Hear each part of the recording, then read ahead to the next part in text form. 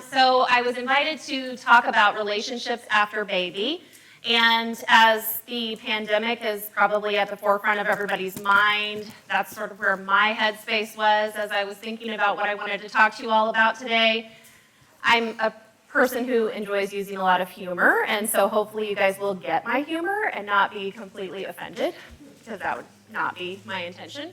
But there are some images coming in from people who are trying to protect themselves in a lot of ways, and I really hope that, because this is the state of the world, it's not stressing you all out a whole lot right now, being pregnant and having small little babies and trying to think about being out in the world, interacting with one another. So congratulations to you all for taking the leap of faith and being with other humans today. We did it.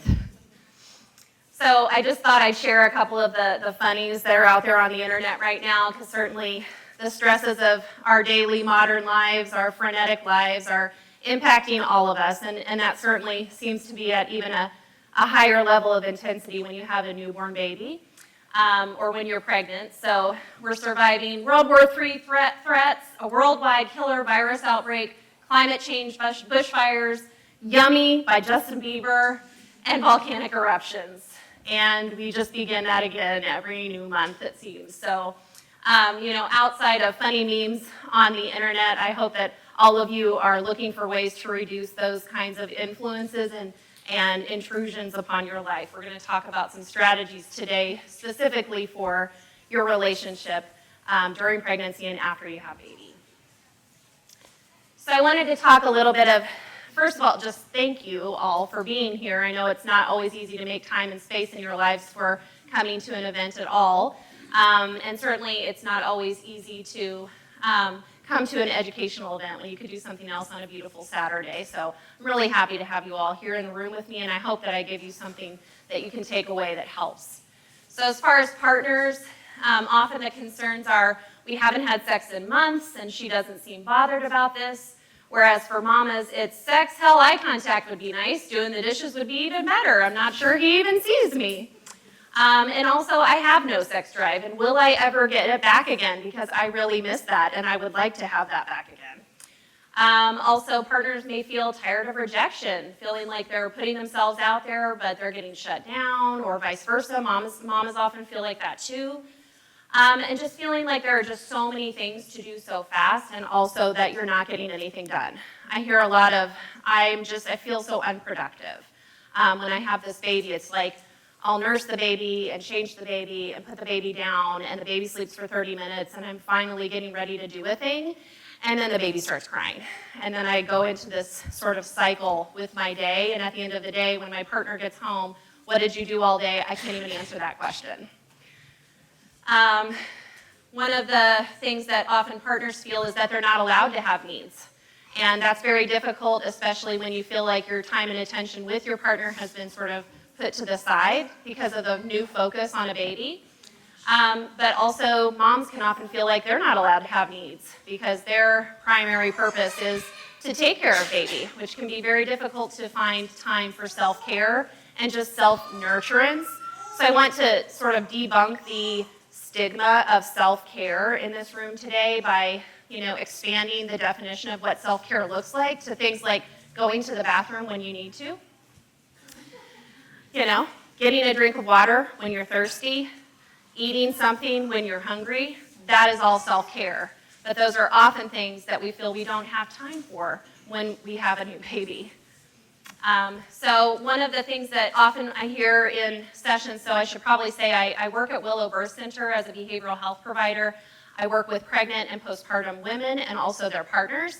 And one of the things that I hear in many conversations with women and with their partners is that many men will say, I'm up for doing whatever she tells me to do, and mom or pregnant partner says, but I shouldn't have to tell you what to do.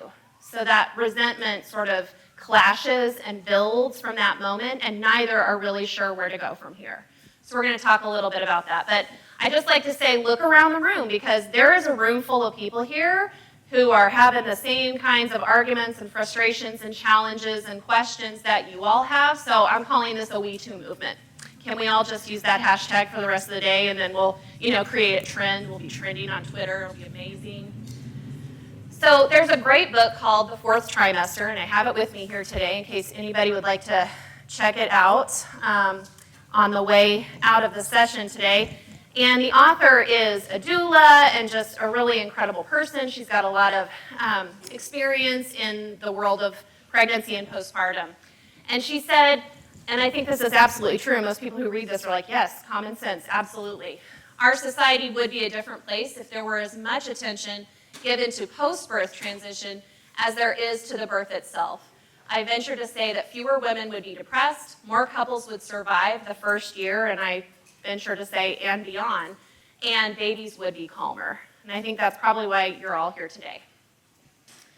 So conversation about this is rife on social media, and I love to follow Scary Mommy. Scary Mommy is hilarious, but also pretty true and doesn't mind putting some truths out there and sometimes some controversial things out there once in a while. And one of the things I came across a few weeks ago was this one about my husband didn't instinctively know how to be a father. For months, I resented him for not knowing the right things to say or do, and it nearly broke us. I finally learned not to assume, to humble myself, to ask for help, and to show him what I needed, what we needed. He became the father and partner I knew was possible, and our marriage is stronger because of it. And so always I look at the comments, because I'm thinking, that's one person's opinion. What are other people thinking and saying? And so on the right, you'll see, kind of the thumbs up or the like, right? The double tap.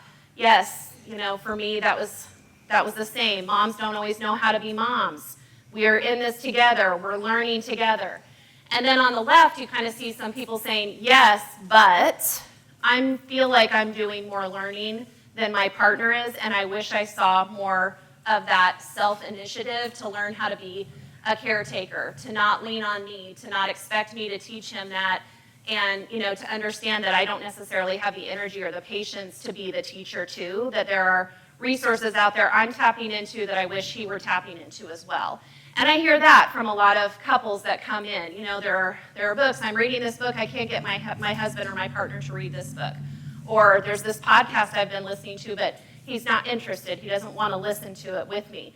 And so that can be something that contributes to that sort of disruption in the relationship, that lack of connection in the relationship, because a lot of men feel very uncomfortable in birthing world or in birthing talks or in parenting talks because it's a result of socialization, right? From the time that women are small, we're taking care of others. And from the time men are small, they're encouraged to go be independent, to compete, to play with others in a very different way. And so, it's a very different transition. It's a transition for us both, but there's not always as much of a guide for our men as there is for our women. So, kind of the point here is that love may never be easy street. Like Joni Mitchell said, sometimes arm in arm becomes black and white. We become polarized, and sometimes we see red, and sometimes it kicks us out of that hotel bed. And so you see on the right this image, these beautiful cartoons, for lack of a better word, that are being created by Karen Kleeman, who is another author I'll highlight in a bit for the Postpartum Stress Center. Sort of this what did you do all day question. And guys, I got to tell you, that's going to get your butt kicked in a hot second, is what did you do all day? And it's usually not coming from a place of intent of being, sort of mischievous or even negative or, to discredit what you're doing. It's coming from a place of, I have a question, what did you do today? But the way we receive that question is, oh, you don't see everything I did here today? You want me to enumerate everything I just went through today? Because it's a lot and I can't even remember it. So we're going to talk a little bit about that. But one thing I want to just make clear is that for both of us, for the man, for the woman, for us as a couple, for us as a partnership, because we are a partnership. We have a brand new project. It's called A Baby, a Human. We got to raise it together. So it's kind of important that we meet about it, that we come and we talk about it together. But those roles change and the way that we see each other changes. So it's kind of like we've been working on this one project called marriage or relationship for a while, and then all of a sudden somebody goes, but never mind that project, we got a new one. And you're going to focus all your time and attention on this one, and we're not going to tell you how to do it. You got to figure it out yourself. There's no guide, there's no, manual. For many women, there's this return to traditional gender roles, which is, it feels like a loss. It feels like a demotion. It feels like being put down, because many of us have been working for so many years to feel equal. And so it's kind of this cringe-worthy idea of being this traditional model of a woman, a domestic woman, even though our bodies are providing the home and the sustenance for our babies. We don't want to feel like we have that loss of power. And so it can create this problem without us even realizing it's creating a problem. So because of female biology also, our hormones are forcing us to change and to become more of that traditional gender stereotype of a female, that loving, that nurturing, that bonding and attaching, that tending and befriending person. And for many men, they're looking at us like, well, you're my rock. You've always been my rock. You're this like strong, empowered woman, and I love that about you. What's with all of this crying? You know, you don't feel good about yourself. You don't understand why you've changed. You don't like your body. Like, where's this coming from? So you see, in these role changes, it creates these problems that often we just don't talk about, because a lot of times it goes on unawares. So to adjust to these new roles, we have to make a new level of effort to connect, and it's the willingness to do that that will make it or break it in your relationship. It is a willingness to address this. So I want you to think about that, because you're going to hear that word willingness a lot in the rest of the presentation. So there's this couple, John and Julie Gottman, who you see at the lower right-hand corner, who have been researching couples for over 40 years. They created an institute after doing a lot of research at the University of Washington. They have published something over 200 articles on love and relationships. They had this thing called the Love Lab, where they invited couples just like you guys and me guys to come in and just live your daily life for 2 to 3 days. So they looked at them between 9 and 9 through a one-way mirror. What is that called? Two-way mirror? Something like that. So they observed couples, and they were mic'd, so they just listened to the way that they interacted with one another. And their research found they actually were able to predict whether or not couples would split up or if they would stay together based on a couple of things. And they found that in the first year after bringing home a new baby, the relationship began to deteriorate, and in the first 3 years, marital satisfaction dropped 67% of the time. So that's a pretty huge majority of people who felt that they just were not as satisfied in their relationship. And we all know why. Having a baby is really hard. There's a lot more to do for both of us, and you're sleep deprived. And that's just not quality of life for most people. You don't have as much independence. For the other 33%, however, relationships were able to weather the change with preparation, forethought, and a really skillful communication. We're going to talk about what that looks like. So again, the message here is having a baby is a significant change. Despite Hallmark commercials and all of our friends' Facebook with the professional birth photographer and the professional postpartum in the home photographer with all of the happy smiling faces and the matching pajamas, this is a big deal, right?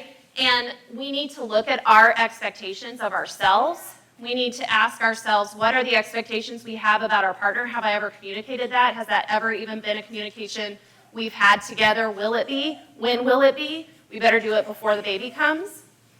And we need to think about what resources we have in the community to help support what we're trying to do together.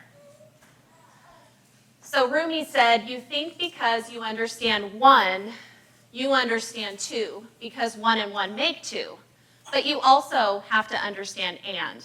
And that's where we get into trouble, not understanding the and, which is the bond between us and what nurtures that bond versus what deteriorates that bond.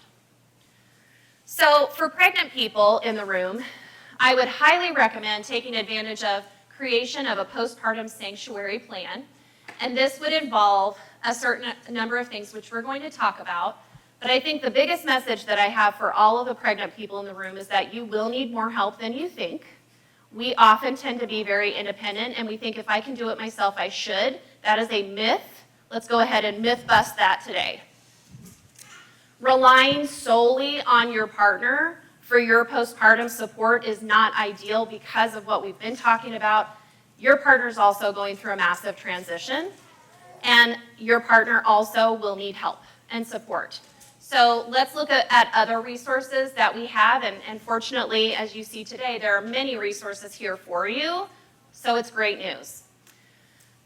In the 5 years that I've been working exclusively with pregnant and postpartum families, not one person has ever been like, oh God, I just have way too much support. So annoying. So it's really important to know that even 2 minutes of 45-minute counseling sessions before baby came can help you to troubleshoot potential disagreements and prepare for what's to come. That's 2 45-minute. Okay, how many of you are binge watching 2 45-minute Netflix shows in a week or a day or in a couple of hours back to back, right? We can do this. We can figure this out. So it's not that much time, but if the Gottmans found that that's all it took to mitigate the stress of a new baby, hey, that's great news. That's really great news. So in case you don't or didn't make it to counseling, again, I highly recommend getting this book, The Fourth Trimester, because they have some really cool exercises like the couple bubble. My husband's at the back of the room, and I asked him if I could share this, and he said yes.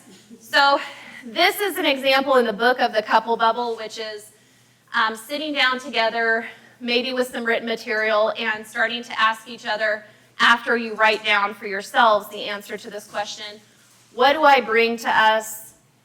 What do you bring to us? What do we bring to the world? Sort of your value system.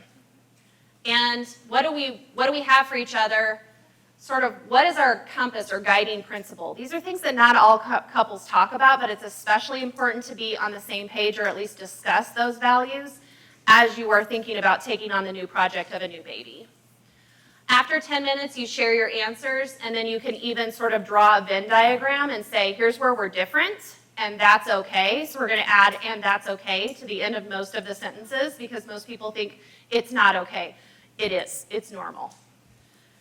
And then some of the areas where you're the same, what I highly recommend is keeping a copy of that on your refrigerator throughout the first year postpartum, because those things will sort of change, and you can even pencil new things in as you go. One of the couples that I worked with got a big whiteboard for this, and they sort of like dry erased things, which I think is cool because it is an evolving relationship that you have with one another.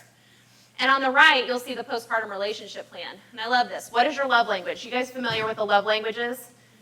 If you're not, Google love languages online, and each partner take the quiz, because it at least gives you a basic language for what is your partner's love language and what your love language is and how you can speak it more often. How can you approach that together?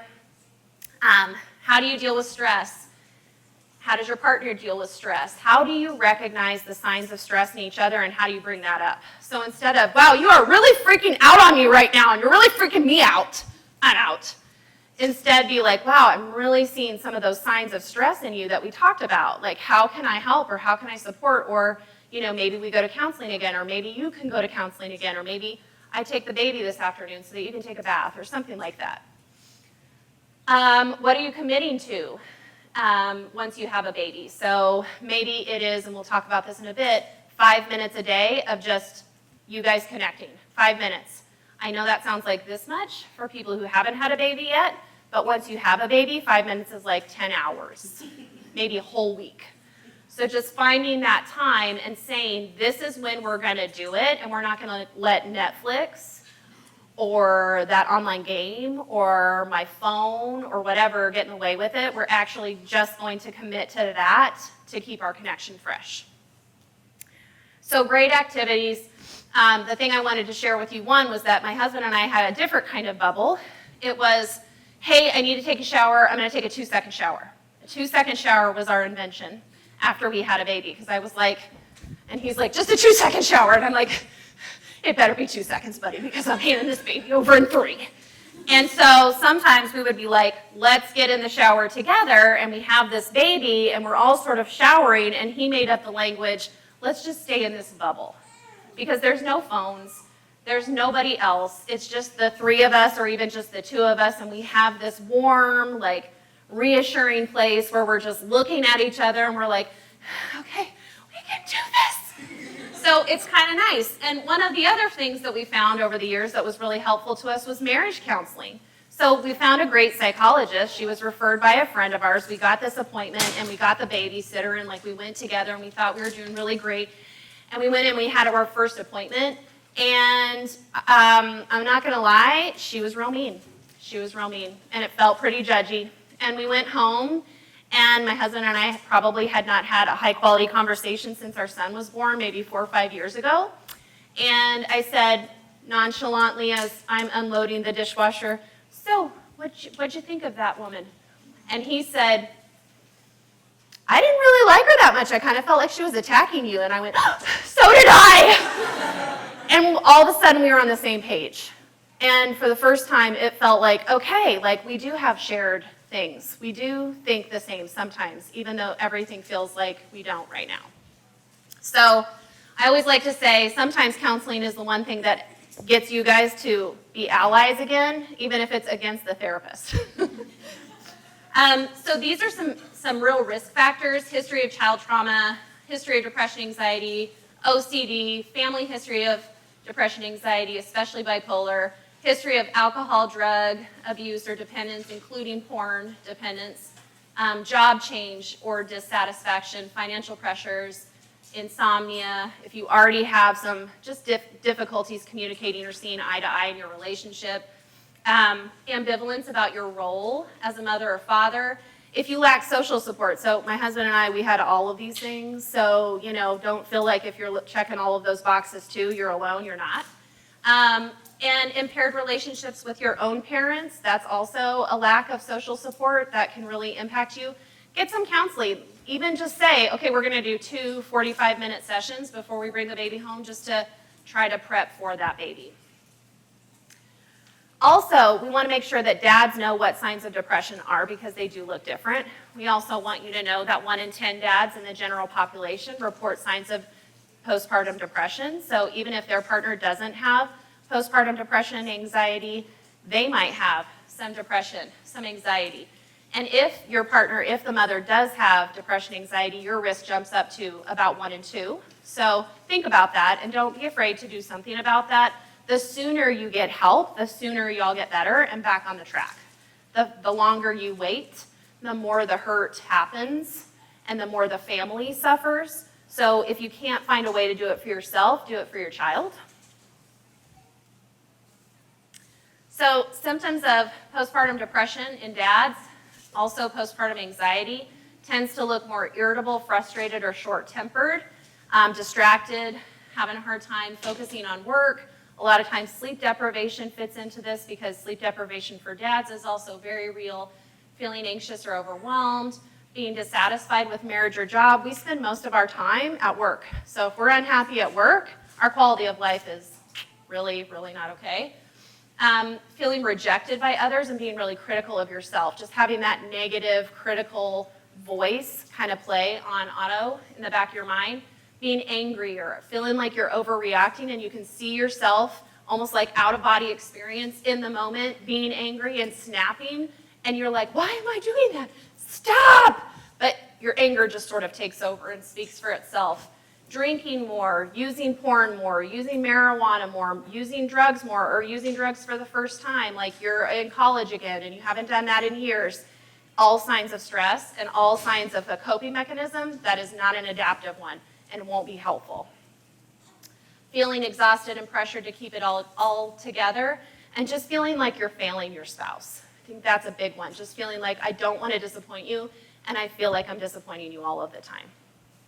So the primary symptom for depressed dads is spending more time away from home, including overtime at work. So oftentimes when moms come in to talk with me, they'll say, I just don't understand what's happening. All of a sudden, I don't see him anymore. He's spending, 1 hour, now it's 2 hours, now it's 3 hours, now I'm not sure what time he's coming home. And I'm like, these are some signs of stress and depression.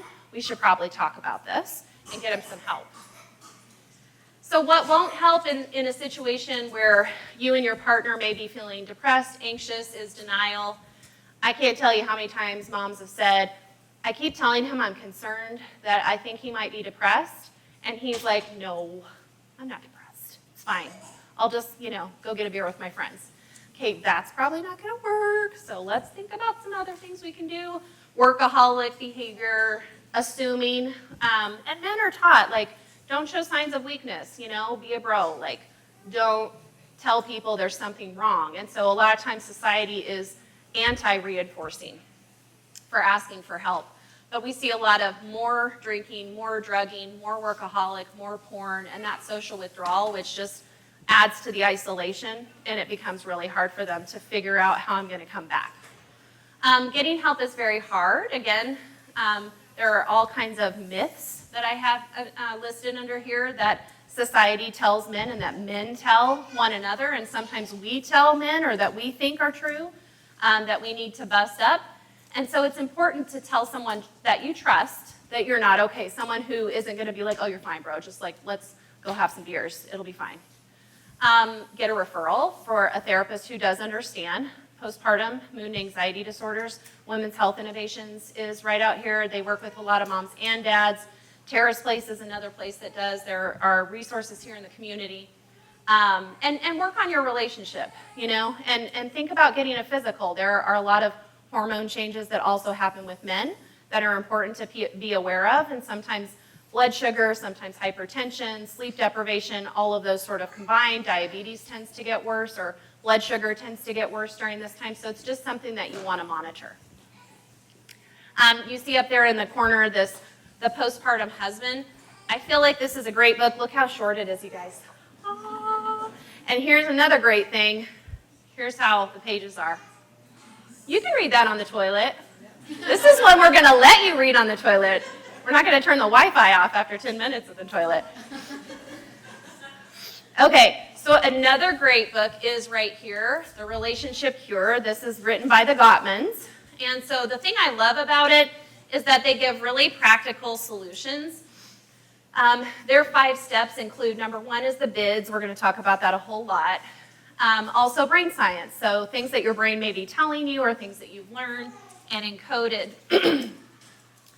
The impact of your emotional heritage, that's what did we learn from our own parents and grandparents about relationships, and how is that sort of just nurtured into me, and how am I just accidentally or unintentionally or mindlessly repeating those patterns without thinking about it, and how can I be more mindful about it? I'm going to take a drink. Developing emotional communication skills. So that's not verbal communication skills. That's things like nonverbal cues, gestures, and some verbal cues as well that we'll talk a little bit about. And creating shared meaning, which we'll also talk about. So some of the research indicates that those husbands that eventually divorced on a path towards divorce disregarded wives' bids for connection 82% of the time, while husbands in stable relationships disregarded those bids 19% of the time. So you're looking at the normal being around, hey, 20% of the time we might be a little distracted or just not pick up on our partner's ask, their way of asking me for connection. Wives, on the other hand, acted preoccupied with other activities in marriages that were, or relationships that were leading to breakup 50% of the time. And those in stable relationships acted preoccupied about 15% of the time. So couples in stable relationships engage one another. So think about that 1 hour you might have on a date night, if you get one, where you guys look at each other and you're talking to each other and it feels really good. In a stable relationship, husband and wife ping pong that relationship around 100 times. Versus less stable relationships, it's only around 65 times, which seems like it's not that much of a difference. But that adds up to around, in just that 1 hour, 12,775 times less, which is a lot in just 1 hour a day for 365 days. So let's talk a little bit about how to positively engage. If we increase the rate of positive engagement with our partner, you improve the humor, which if you lose your sense of humor, that's really going to hurt. And I can say that for my husband and me, that was definitely a sign when I couldn't laugh at my husband, which is one of the things that brought us together. It was pretty obvious that things were not okay with us. Affection, interest during arguments, de-escalating negative feelings. You improve understanding one another, which ultimately improves problem solving, increases positive regard, and those hurt feelings tend to go away easier. So if my husband and I have a fight now, we might, and one of us goes out the door, and about 5-10 minutes later, we're coming back together like, just kidding, sorry, that wasn't a very skillful response, I'm sorry, can we move forward, instead of days. And I've worked with, I myself have been in a situation where days have gone by where we just don't talk, or it's minimal. Okay, so, one more thing. Feeling disconnected from your partner is contagious. It infects your relationship with your children. It infects your relationship with your siblings, with your coworkers, with your boss. Come on in, hi. So it's not just about the way you interact with your partner. These kinds of patterns of responding to other bids for affection, as well as bidding yourself, is something that you see universally in relationships with others. So it can lead to a lot of social isolation, and often does, in a partner who doesn't know how to respond in a positive way or engage positively. So the Gottmans say complex, fulfilling relationships don't suddenly appear in our lives fully formed. They develop one encounter at a time. So what are these bids? Imagine, if you will, we have 3 ping pong tables in this room. At table number 1, the ping pong is going back and forth. So it's a nice, solid game. And over the course of about 30 minutes or so, they start going a little bit faster and playing with a little bit more intensity and frequency. It's a good game. In the middle table, table 2, one or both partners are just dropping a paddle. Like, balls are skittering off, and after a while it's not very much fun, and both of them drop the paddle and walk away. In table 3, one or both partners are really off their game, and they're name calling and sniping at one another and being very sarcastic and kind of argumentative, and that interaction keeps going, strangely, a little longer than the one where the players are dropping the ball, but eventually both players drop their balls angrily and walk away. So table 1 is using the bid style called turning towards, which is characterized by the use of humor, interest in the partner's world, open-ended questions, and work to establish truth and trust and consequence. So all relationships begin one bid at a time, but we see that increase in intimacy and trust in this bid style, and the frequency of bids over time. So remember the couple who's interacting with one another 100 times in that conversation. It's not so robotic, it's not so awkward, it's not so hard. Table 2 is using the bid style called turning away, which feels like a bad job interview. We've all been there where sort of the fun has gone out of the relationship for a bit, and we're trying to reconnect, and both of us are trying, but maybe it's just not so easy. And so maybe we're putting out our bid, or we're asking a question, and our partner is just not picking up on it, or it falls flat. And so for an example, the husband might say, dinner's ready, and the wife is reading and watching TV and does not give a response. Husband goes over to the couch where she's sitting and says, how's your book, hun? And the wife just sort of ignores him. The husband kisses wife twice. This still goes completely ignored. Husband says, is that book good? And she says, yes, there are some good pictures in it, but no eye contact. And that's where the conversation ends. And this is actually taken straight directly from University of Washington at the Love Lab with the Gottmans. So like, this is an actual interaction. So you can see here that one partner seems oblivious. Like, they're just not interested, they're not showing interest. They're not picking up on what that partner is putting down. Table 3 is using the bid style called turning against, which is a pattern of hostility followed by suppression of feelings.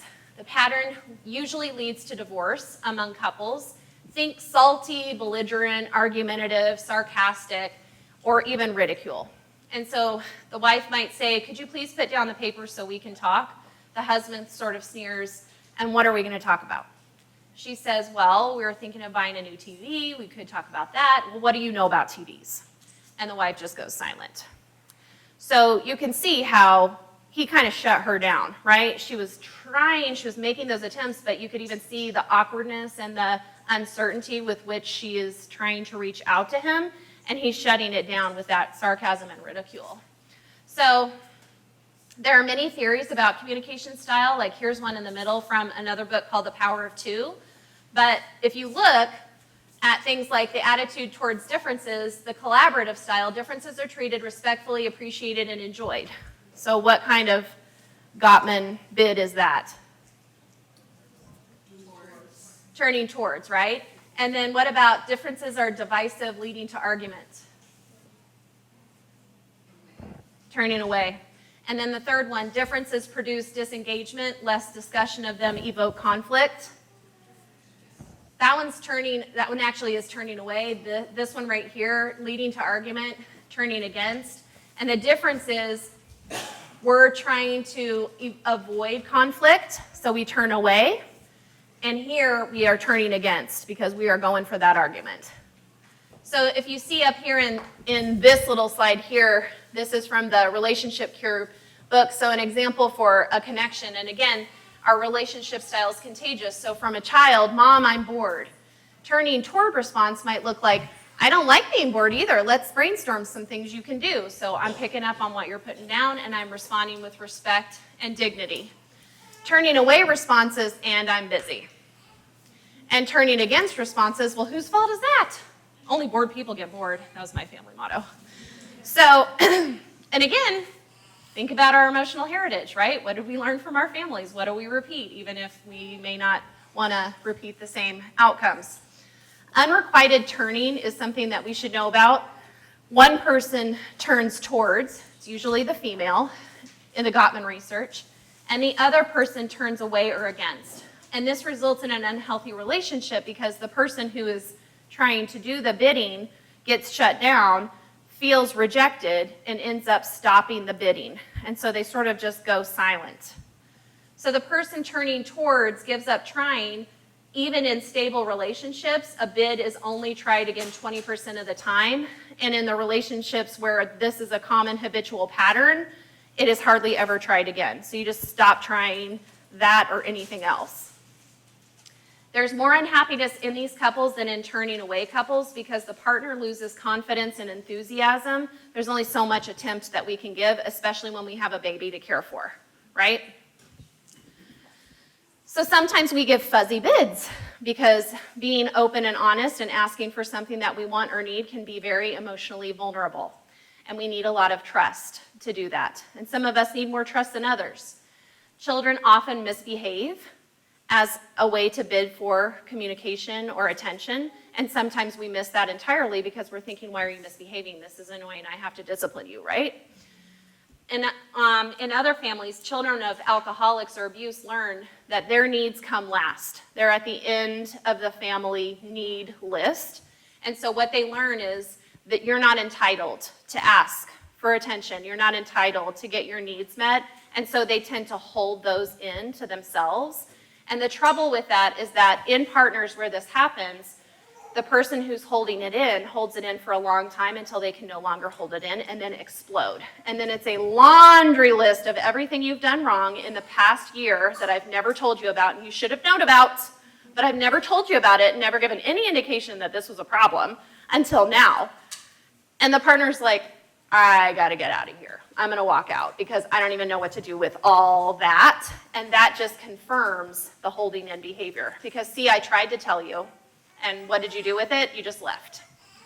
So if we can get to the point where we can increase our own self-esteem and confidence and use some of these communication bids to say, I'm going to give you a chance, I'm going to communicate clearly, I'm going to ask for what I need in this moment instead of waiting because of what I've been taught in my past, so I'm not going to let my past intrude on my present anymore, then we can usually get somewhere faster. Okay, so I got about 10 minutes. I think we're doing okay. So in turning towards, we get the most positive results. We message to our partner, I hear you, I'm interested, I understand, or I want to. Tell me more. We say, I'm on your side, I want to help, and I accept you, and I want to problem solve with you, even if I don't like what's going on in the way that you're telling me. Turning away sends the message that I don't care, I want to avoid you or this discussion, which is often the case. I'm not interested, I've got more important things on my mind, I'm too busy, your bid isn't worth my time, or I want more independence than you're giving me. And turning against messages to our partner, your need for connection makes me angry. I am hostile that you even asked. I don't respect you, I don't value you or this relationship. I want to hurt you with my words, and I will, and I want to drive you away. So obviously, we can see why the turning towards has a lot more success with couples than the other two styles. Even though we may have been taught by our family that turning away, dad leaves, or mom gets in the car and leaves when an argument happens, which was definitely the situation for a lot of us, we know that as long as they come back and turn towards, we can do that repair, right? So sometimes we leave and then come back and we do the repair. That's still turning towards. But if we're just turning against or we're turning away without coming back and doing the repair, then our relationship is headed for trouble. There are some bid busters. So even as openly bidding as you may be trying to do, when we act in a mindless way, which is not paying attention. So you guys hear, like I do, all kinds of stuff about mindfulness, right? Yoga is a mindfulness practice. It connects us with our breath. It connects us in the present moment.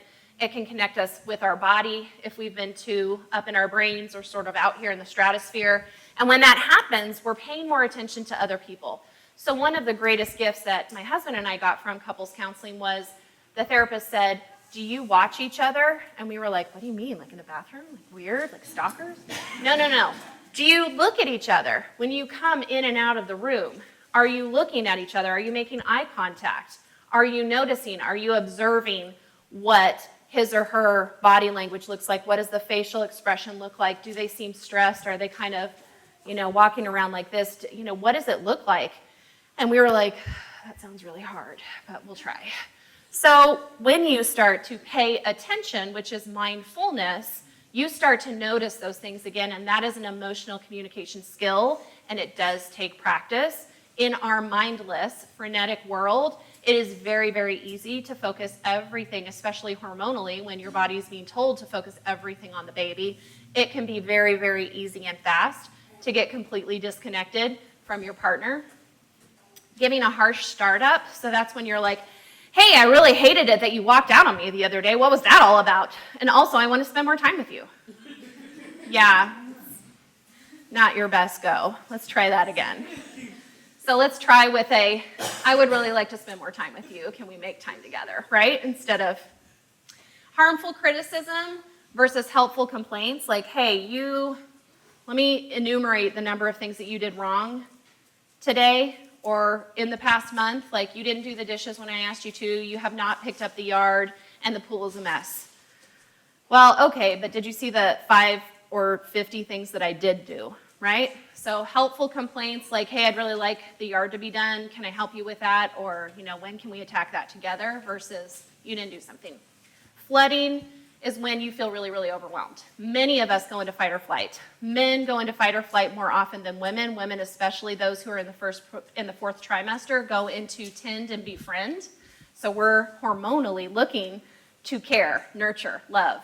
Men, on the other hand, go into fight or flight more often because hormonally they don't have that adjustment as much as we do in that fourth trimester. So we're looking at how can we get out of fight or flight? Take that deep breath.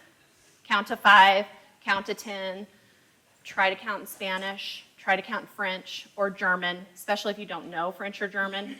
That'll calm you down. And it hits that reset button, and then you're like, okay, even though I don't like this behavior, even though I feel anxious about conflict, I'm still here and I care about you. Let's see what we can do. Or maybe I need to turn away so that I can self-regulate, so that I can come back and turn towards, okay? Anxious or crabby state of mind. So if you or your partner feel like most of the time you're just really irritable or very anxious, again, get some help with that, because that is a habit of mind that makes turning towards really difficult because you just don't have the mental bandwidth, the emotional bandwidth. And avoiding the conversation that you need to have, and again, that kind of goes along with the anxious state of mind, like if you're worried all of the time what your partner is going to do, or if there's something you really need to talk about, but you're avoiding talking about it, that conversation never happens, and then that thing turns into 20 things that needed to be talked about that haven't been talked about, and now we're kind of in a bigger mess than we could have been had we addressed those 20 things as they came along. So the message that I'd love for you to take away is that a lot of this is kind of new skill. How many of you saw something in here today that you've never heard before or that you had never thought about before? Okay, I definitely, every time I create a presentation, I learn something new from the research. I'm constantly into it, and I love this aspect of my job. So just know that I'm a freaking mental health provider, and I don't know all this stuff all the time. So sharpen your emotional communication skills by practicing your basic listening skills. And if those are confusing, or if you're having a hard time, or you just can't really think about what those might be, Google it.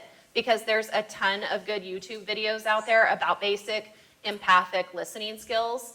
Nonverbal languages, facial expressions, gestures, response to touch. So if you are walking along and you kind of put your hand on your partner's shoulder and they're like, ugh, or they just kind of like shrink away from you.